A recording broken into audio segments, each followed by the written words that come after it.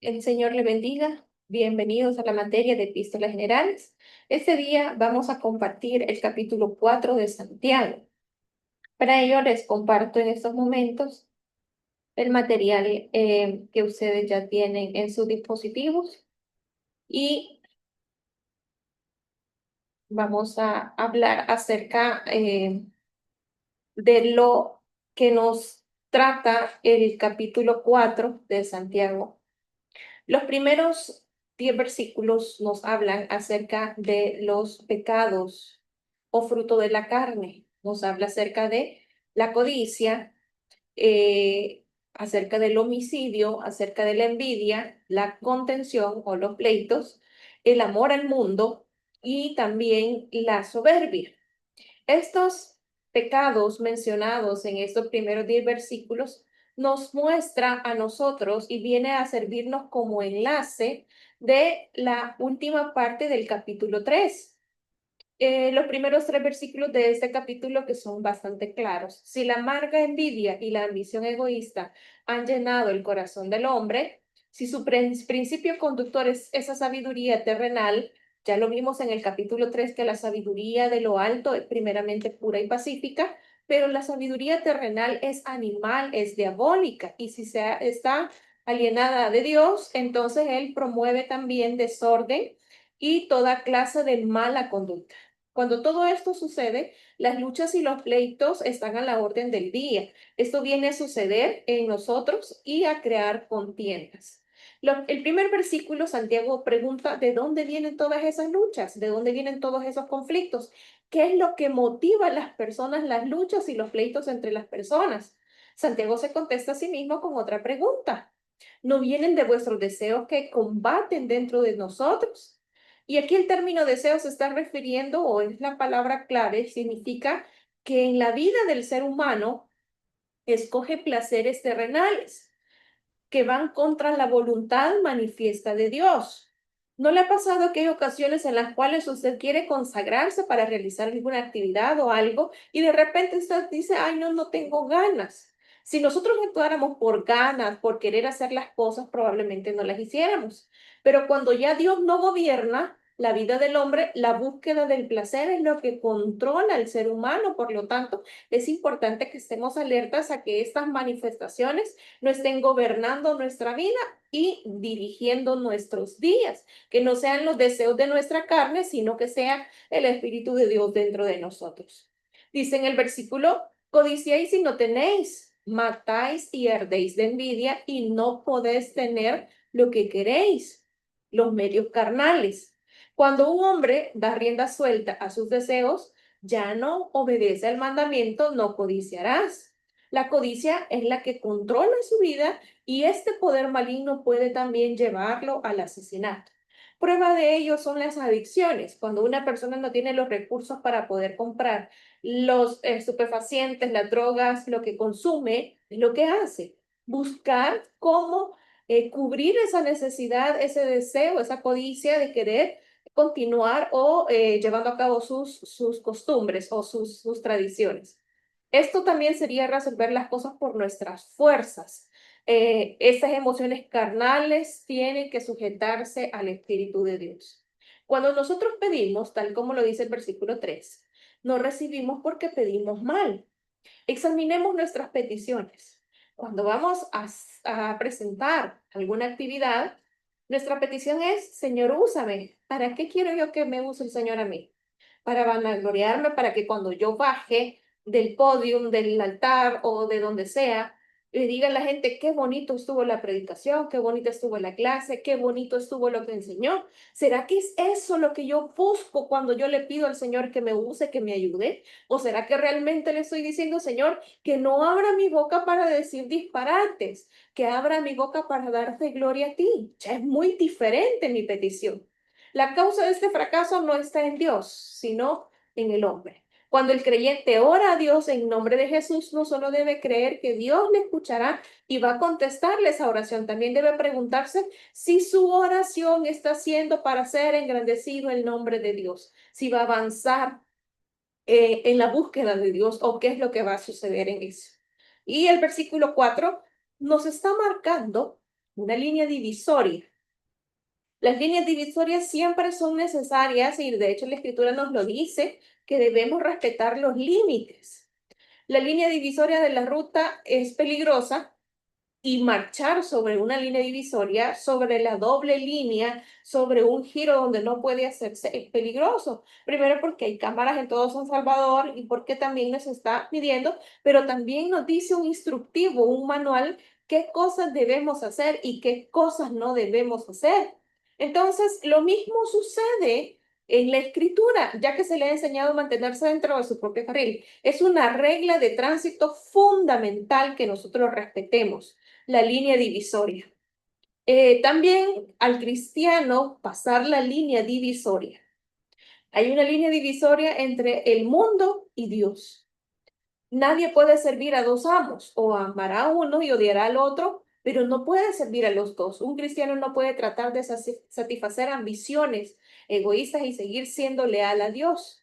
De hecho, cuando se pone a contemplar los placeres del mundo, ya inmediatamente y automáticamente le está dando la espalda a Dios. Por eso es importante que nosotros aprendamos a establecer límites. Y hay algunas razones por las cuales Dios no contesta nuestras oraciones, que por supuesto nos menciona Santiago, ¿verdad? Porque no estamos pidiendo en el nombre de Jesús, porque a lo mejor hay pecado que no hemos confesado en nuestra vida, porque hay ídolos en el corazón, porque nuestros motivos son egoístas y no espirituales, porque no estamos pidiendo de acuerdo con la voluntad de Dios, pero también porque puede ser que no pidamos con fe, creyendo que el que se acerca a Dios crea que le hay y que es galardonador de los que le buscan, porque Dios en su misericordia ha escogido un camino mejor para nosotros.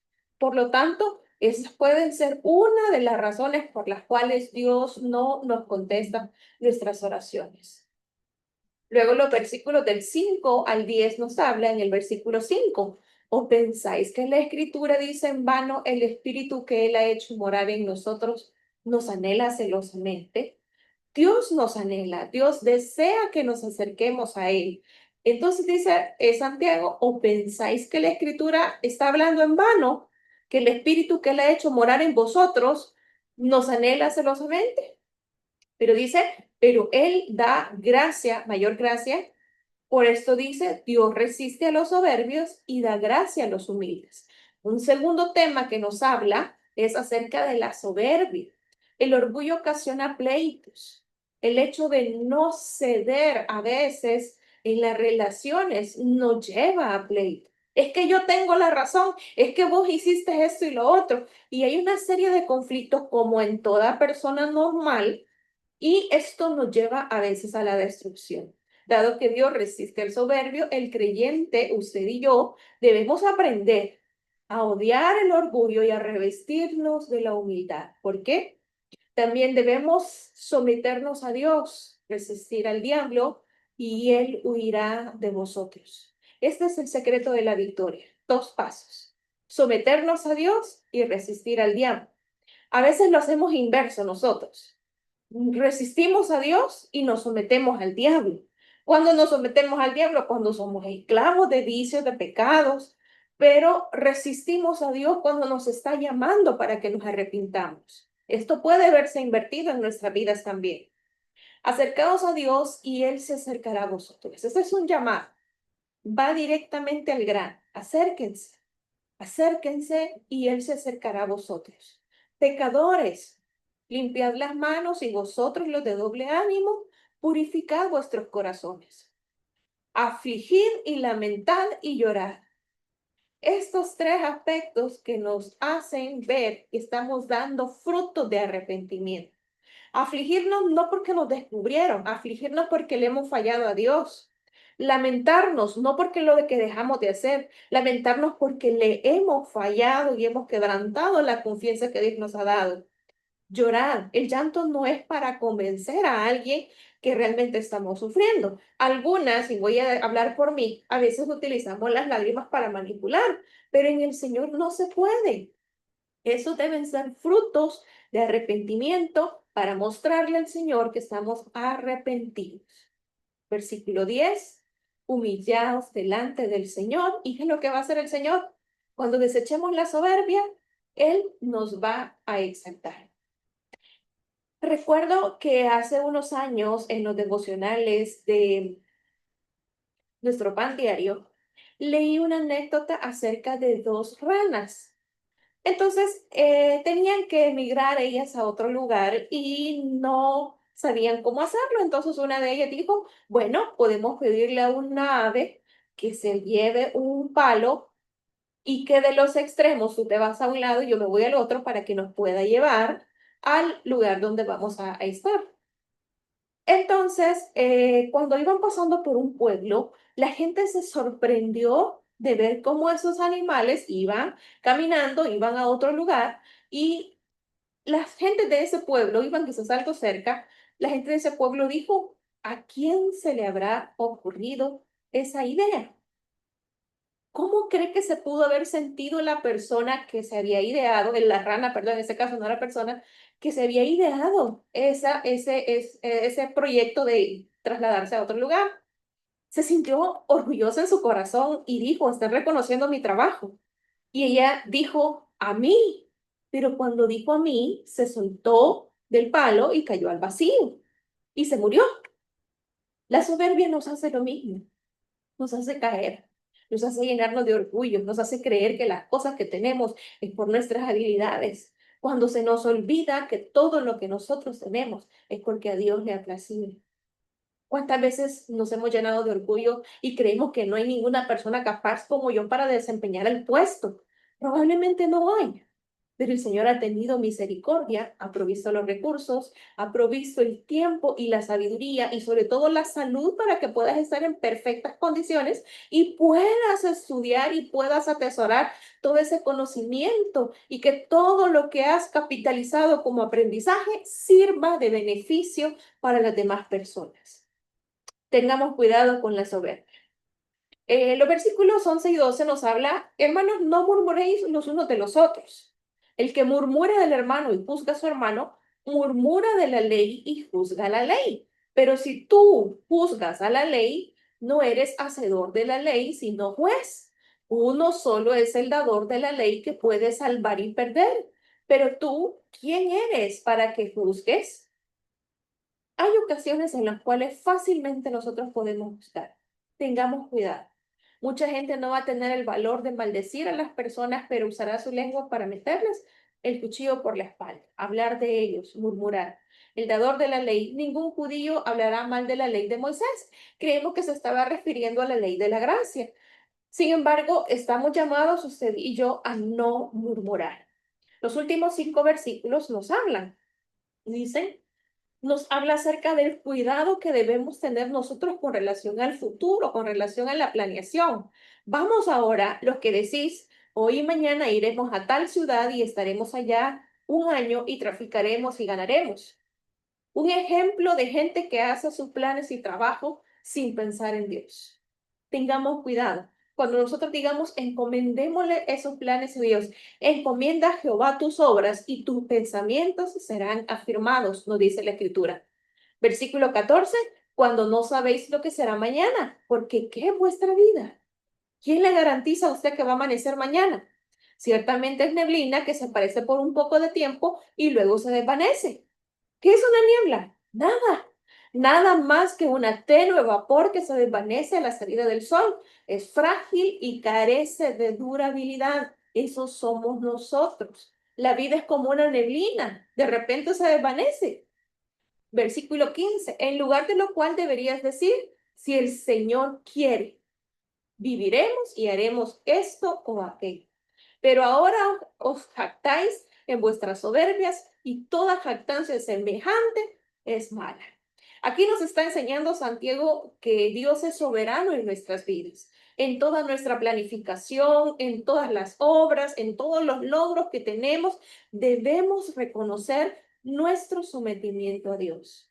Y el versículo 17, cambiando un poquito el tema, nos dice, y el que sabe hacer lo bueno y no lo hace, le es pecado. Está dirigiéndose aquí Santiago a la persona que sabe bien lo que debe hacer. Usted sabe bien que debe orar por sus enemigos o bendecirlos, pero no lo hacemos.